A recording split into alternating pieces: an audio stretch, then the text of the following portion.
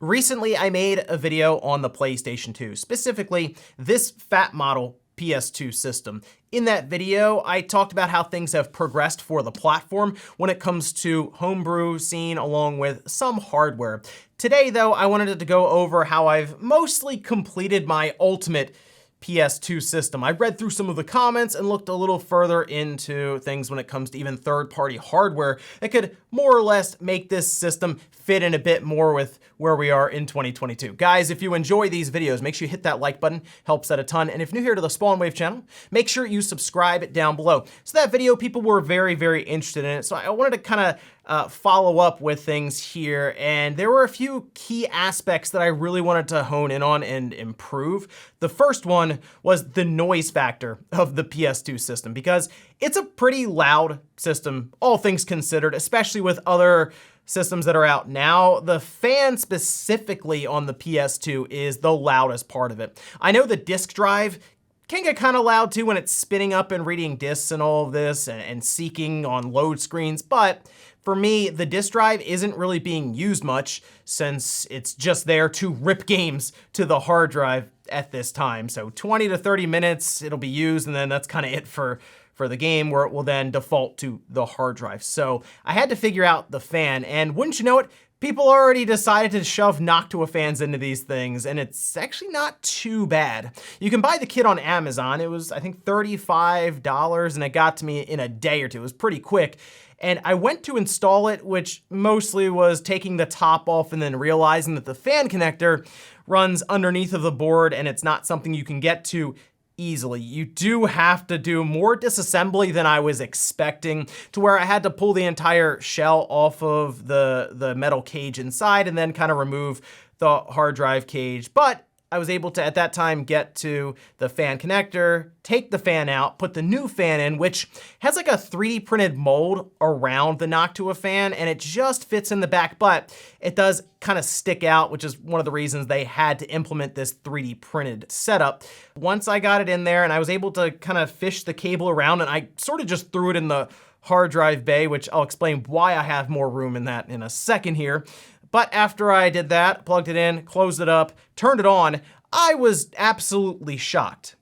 I was shocked because the system is near silent. In fact, it's on right now, and I can still barely hear it from here. I know Noctua fans are very well known for being quiet, but it also moves pretty good air. I haven't had any issues with overheating, nothing like that, and I've had this thing on for hours at a time playing different games. So that already is great for the PS2 and is certainly a modification I would look into if you are running a fat model PS2 currently, mostly because the fans that are in there are like, what, 15 to 20 years old. Might not be a bad idea to change it out with one of these. The only thing is the disassembly and the installation process was a bit more than I was expecting. I don't think it's like outlandish to do it or anything like that. Just know you're gonna be most likely removing the metal cage and the board, at least to flip it around to get to that fan connector. There was one other part that makes noise inside of the PS2 in that video after I left off, and that was the hard drive.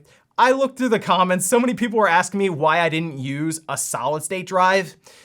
To be honest, the PS2 doesn't really get much advantage from an SSD. Mostly because the speeds for transfer from the DVD drive to the hard drive and then loading off the hard drive, it's not saturating that at all, not even close.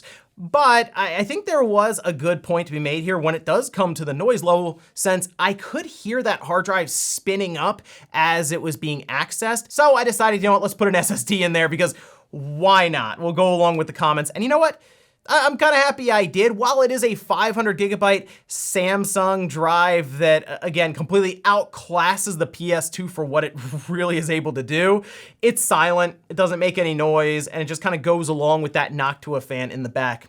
I don't really notice too much of a difference between load times for the mechanical hard drive and the SSD. I'm sure there are differences, especially when it comes to seek times. I'm just not really sure what the PS2 would benefit other than maybe a few milliseconds here or there. But I guess technically it's one less moving part inside of the PS2, and solid state drives have come down pretty well in price considering 10 or 15 years ago when people were first getting into this free McBoot stuff.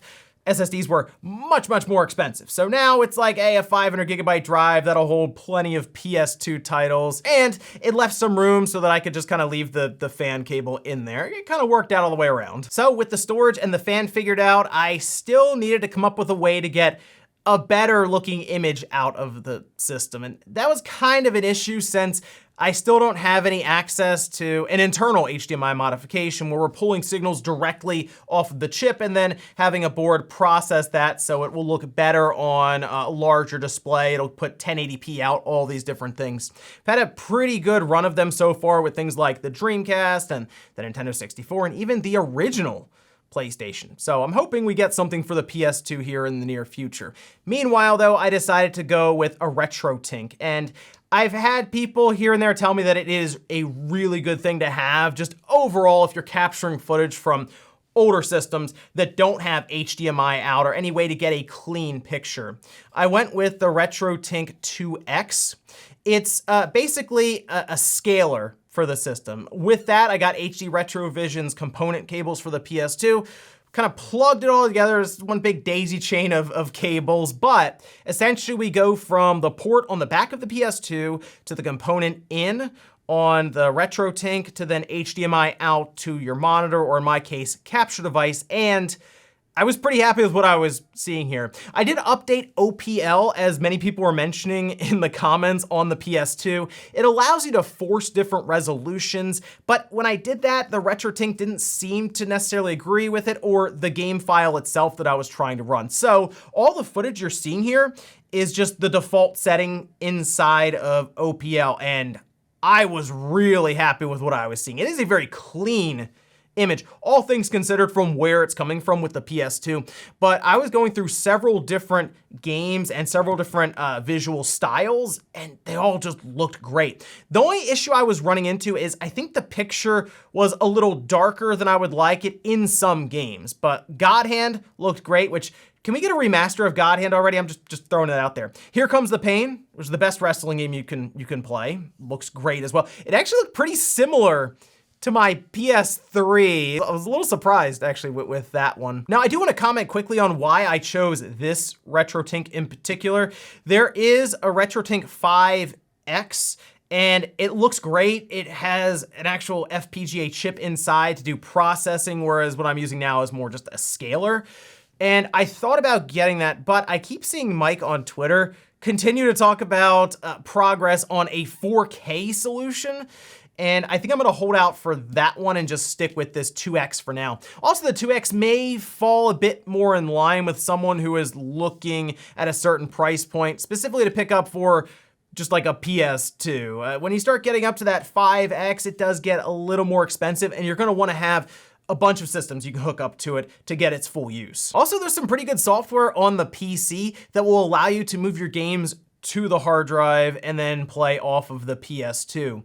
I've been talking about ripping games from the DVD drive on the PS2 this whole time, but I used OPL Manager, and that allows you to have cover art go with the games even, and then HDL Batch Installer just had me move a bunch of games over. It's an SSD through USB 3, so it was really quick to do that, and the system sees whether it's ripped from the DVD drive itself or moved over from the PC. Sees it all completely the same. Half of the games in that list on OPL Manager were ripped from the DVD drive. The other half were just moved over from PC, and they all play fine. Well, at this point, I have a near silent PS2 that plays games off of an SSD. I can move them from my PC or rip straight from the DVD drive, and then it runs out to my HDMI connection on a large flat screen TV using the RetroTink 2X. But there was still something I needed to figure out, and that comes down to the controller, because the PS2 controller, good controller, still wired, so I wanted something that was wireless but wouldn't feel like junk, since we get a lot of third-party controllers that pop up on Amazon and eBay, and they'll promise you the world and you'll get it and it'll feel like this cheap plastic toy. So I went looking and I found actually in the comment section a couple that were named, and after going through them, I landed on this one right here. That is the Defender wireless gamepad. It's set up for the PS1, PS2, and the PS3. However, I noticed on the back, it does mention PlayStation Classic, Switch, and PC. as well. Might not be a bad controller, I guess, for that PS Classic now I'm thinking about it. It runs through 2.4 gigahertz wireless technology, has the pressure sensitive buttons, which is something that typically does not apply to third-party controllers made for the PS2, trying to be that Sony replacement for the system. Turbo functionality, it does have vibration feedback, and 30 plus feet for the wireless connection with just over 10 hours per charge. I've been using this when I was capturing footage for this video, so good bit, and it's pretty good. Like, I'm happy with the feeling of it. It still has the symmetrical sticks to keep in line with what you'd expect from a PlayStation controller. We have all the buttons here with the symbols. The top is kind of like a not like a softer plastic, but a plastic that grips your finger pretty well. The back is different texture from the front, which is this rubberized matte finish. D-pad is solid, has a nice pivot point here in the middle. And they did mention it is set up for the PS3, so you can connect it there if you would like. And it looks like they also have like a little screenshot button here, that being for the Switch. The sticks have nice tension to them, along with R2 and L2, and it charges through USB-C. So nice to have that connection on there. It's always a shame when you get a good feeling controller, then you flip over to the top and you see it's using micro USB for some weird reason. The controller comes in at $45, but I was sort of looking for a controller that I could make as my main PS2 controller, and I'm willing to spend a little more than the cheap third-party ones to make sure it feels solid, and this one does. So I'm pretty happy with what I have here. It comes with two different dongles, one that lets you just plug it into your PS2. It's actually plugged in right up here, or your original PlayStation. Otherwise, though, they have like this USB dongle that you plug in, I guess, to your PC, or you plug it into your PlayStation 3. Now, the last thing that I'm thinking about doing with this system is to replace the casing on it. And I was trying to figure out how I wanted to go about doing it. Did I want to try to get maybe a special edition casing to put on here? I've seen things like the kind of the Ghost Shell Blue online. I think that was specific to Japan. Or maybe find a custom one that's been done, as I'm seeing more and more of those shells get out there for different systems, and I'm sure the PS2 will eventually get something like that. Or do I just try to get another all black shell that is in much better condition, because this one has been through the ringer a bit, a lot of scratches that won't come out and all of this. So I'm trying to figure out which way I should go with it. You know what'd be really cool is if I get that all gold PS2 shell. I see those popping up on eBay now and then. It really comes down to, do I want to try to keep it like a stealth PS2 system, still looks kind of stock, or do I just go all out and make it some special edition looking system? I guess on the back with that fan, while it does, I think, match up better with that network adapter on the back, it's still pretty obvious that it's not like a stock PS2 system, so maybe I should just go all out with the color choice. And ladies and gentlemen, that's gonna do it here for now my ultimate PS2 system.